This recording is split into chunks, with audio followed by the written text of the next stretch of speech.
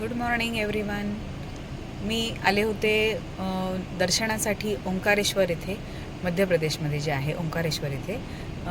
आम्ही काल थांबलो होतो भक्त निवासमध्ये. गजानन महाराज शेगाव यांचं संस्थान आहे त्या ठिकाणी, आणि अतिशय स्वच्छता, नीटनेटकेपणा जसं आपण शेगावमध्ये बघतो तशीच व्यवस्था या ठिकाणी देखील होती.